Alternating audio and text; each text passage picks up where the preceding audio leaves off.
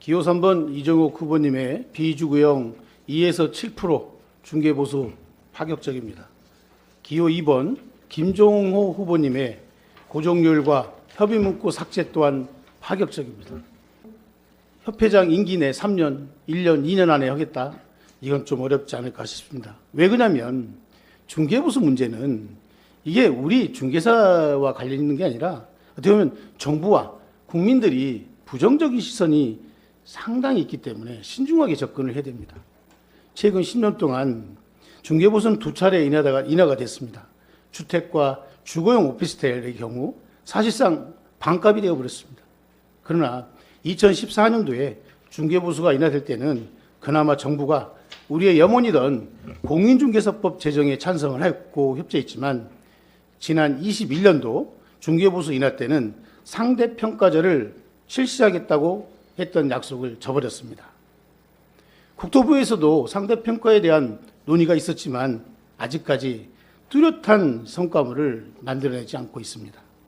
이에 대한 13대 집행부도 중간에 상대평가에 대한 얘기를 언급하다가 스리슬쩍 없어졌습니다. 용두사미가 돼버린 거죠.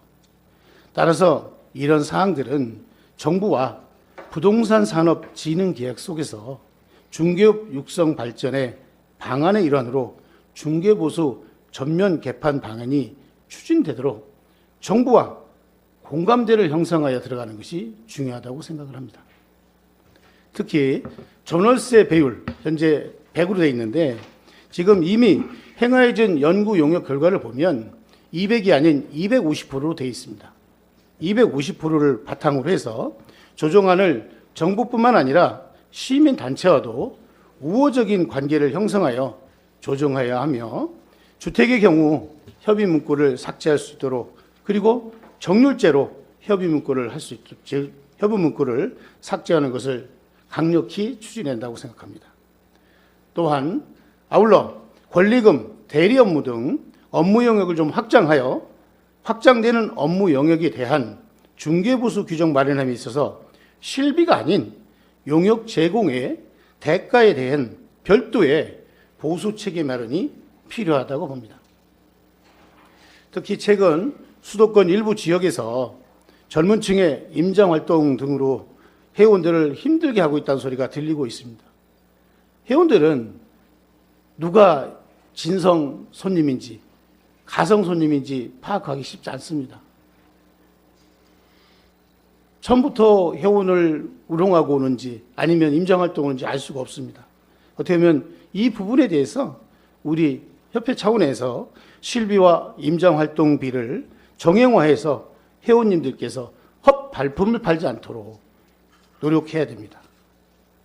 그리고 현재 컨설팅 수수료라는 게 있습니다. 컨설팅 수수료를 받기 위해서는 컨설팅 보고서를 작성하는데 사실은 시장에서 인정받기가 쉽지 않습니다. 협회는 국토부와 협의해서 우리가 어떤 형태로 컨설팅 보고서를 만들면 인정해 주겠느냐, 그 역제안할 필요가 있지 않나 생각을 해봅니다. 이를 토대로 표준부동산 컨설팅 계획서와 보고서 양식을 만들어 관련 프로그램을 개발하겠습니다. 또한 AI를 적용하여 컨설팅 보고서를 보다 쉽고 빠르게 작성할 수 있도록 지원을 하겠습니다.